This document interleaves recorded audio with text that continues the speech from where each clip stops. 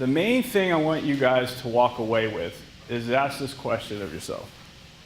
Would you let the IRS do your taxes? No one would. Why? So why are you letting the assessor do yours? And why I pose that question is throughout my 8 years of experience of doing this and 10,000 appeals, what I come across is people are just allowing and accepting whatever the assessor enrolls or comes up with. They think, oh, well, that looks fair, it's okay, or I don't know, let's just take it. Don't have time to deal with it. So the key here is ask for help and have a professional review all your bills and notices from the county. So that's what I want you guys to walk away with here is ask for help and know where to get help. So why should you review property taxes? So most of you are real estate owners, brokers. So property taxes, when you look at a profit and loss, on average are 30% of the expenses. It's the number one line item of expenses on a P&L for a real estate holding. Hot properties to appeal. Oftentimes, especially in certain counties, you might buy a piece of property for $5 to $10 million, but the assessor might consider that too good of a deal, and they don't enroll that purchase price. Whenever that happens, you definitely want to be filing an appeal. If it has a ground lease are very special rules for ground leases, very complex. And then the final is fee simple versus lease fee. So we have new construction and renovation. So anytime there's new construction, tenant improvements, and then there's a change of ownership. So oftentimes we get calls from people that says, you know what, I inherited this property from my mom. The assessor has enrolled a value and I don't know what this is. I love those.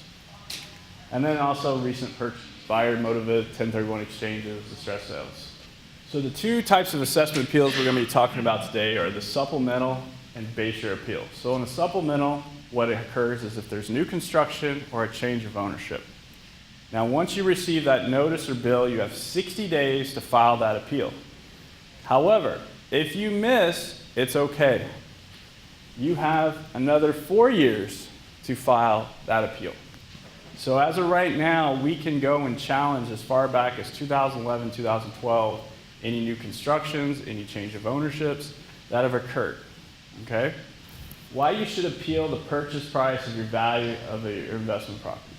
So for properties that are income producing, if the assessor enrolls your purchase price, that's great. However, I've got a tip or a loophole that I can teach you to even get it lower. And here it is. Most of the times the assessor never reviews the rent roll, they just accept the purchase price as it being market. However, in the law it states fee simple. What are market rents, market vacancy, market expenses, and a market cap rate. Oftentimes in this market you have various different rental rates. If you buy a property that has rents that were established in 2007, those rents are probably higher, they're paying higher than what today's market rent is, even in a better economy today in most places. This is an example here. This is just a 2-tenant triple net property.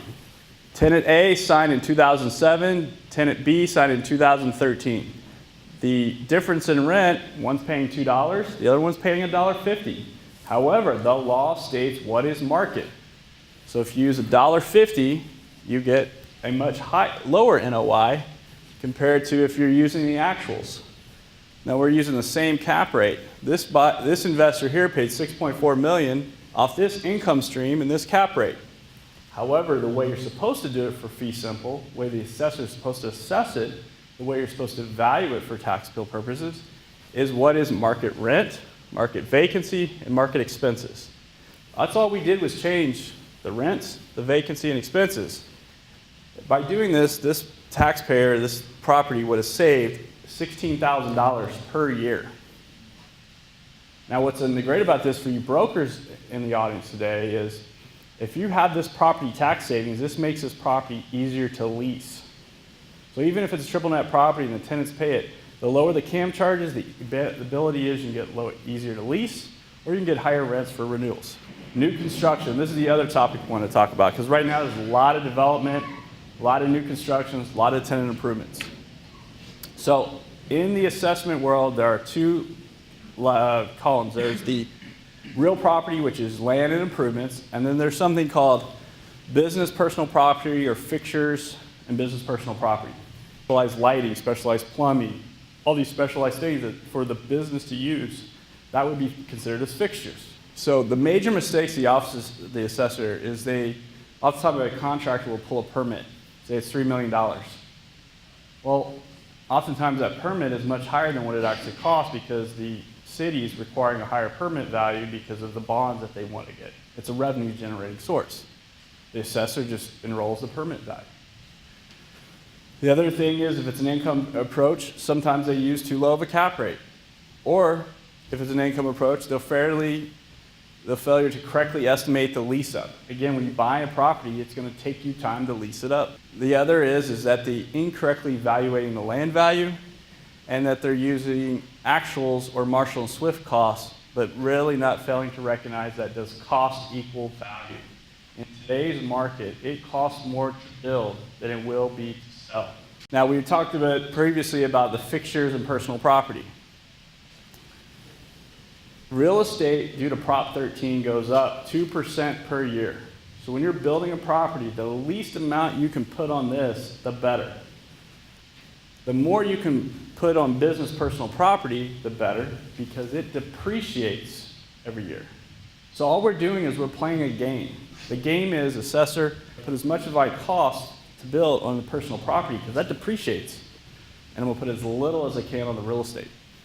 So we get all these questions is when do the assessor assesses new construction? So typically, the county permit of building and safety will issue a certificate of occupancy. Once that is done, then about 6 to 8 months later, the county assessor gets a record of it, and they start the process of evaluating that new construction.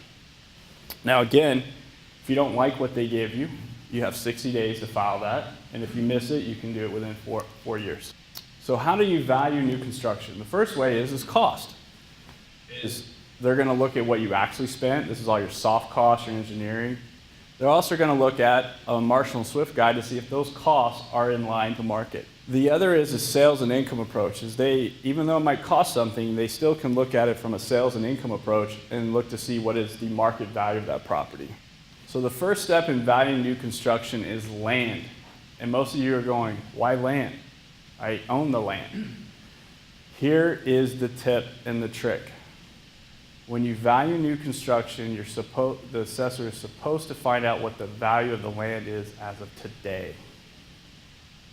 Not what you paid for, but what it is today, deducted off the improvement costs. So for example, you might have bought the piece of land in 2011 for $1 million. But today, that land is worth a whole lot more. Why? Due to entitlements, as well as just overall market recovery. The key is, there's the little trick. The higher the land value that we can prove, the lower in property taxes you'll pay. That doesn't make sense. Next slide will show you why. Remember what we said, the original land was $1 million, right? But today's land value is $1.6 million. In this scenario here, the reported costs, say, are $5 million. And then if you were to do an income approach, it would be $5.5 million value. But instead of taking the old land value, we're taking the new land value. So this gives you the new improvement value of $3.5 million. Sales approach. Let's say we did a sales approach, it comes out to $6 million. Again, you're going to subtract off the new land value to get this number here. If you average all approaches, they round to $4 million.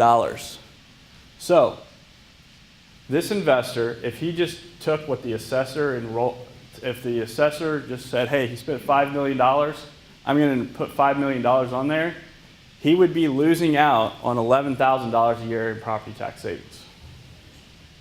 Why? Because he failure to look at the new land value, and he failure to see does cost equal value. So this is another thing. This is tenant improvements. And so when you look at this space right here, they did a lot of tenant improvements. So they did remodeling, modernization. So any time where you're doing substantially equivalent to new, the property should be reassessed. TIs are a little complicated. So we talked about putting as much value as we can on personal property. This is some keys and tips here. So if it's a fixture or personal property is specific to a business process, then it should be assessed as such and depreciate it each year and not to include real property assessment. So we work with a lot of biotechs. So in a biotech, you have specialized HVAC, clean rooms, server rooms, all these specialized things. When we go in and do these, we try to take everything that's special and put them as a personal property fixture. Why? It depreciates rather than appreciate. So we do a lot of processing plants, special electric, labs for research and development, server rooms, cold storage. Any tenant improvement that is used for the business should be considered as business personal property. And here's what unfortunately happens. This will be all lumped together and they'll put it as realty.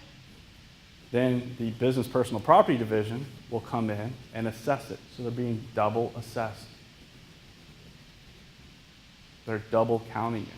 Here's some examples of activities that you can do that are not considered new construction. So if you paint, replace a floor or a roof. So if you do any sort of roof repair, that's exempt. If you do solar, that's exempt. Any fire prevention systems, exempt. Earthquake retrofitting, sewer lines, ADA compliance, normal repairs and things is exempt. Oftentimes when you do a major repair, you'll do a few of these things. But if you have someone review it to know that, hey, these things here we need to exclude out because they're exempt, savings. To end it with you is as you can clearly see through this argument that we made, there are plenty of loopholes out there that if you have a professional review it, there's a good likely chance there's a large amount of savings for your clients, for yourself, and for the taxpayers out there.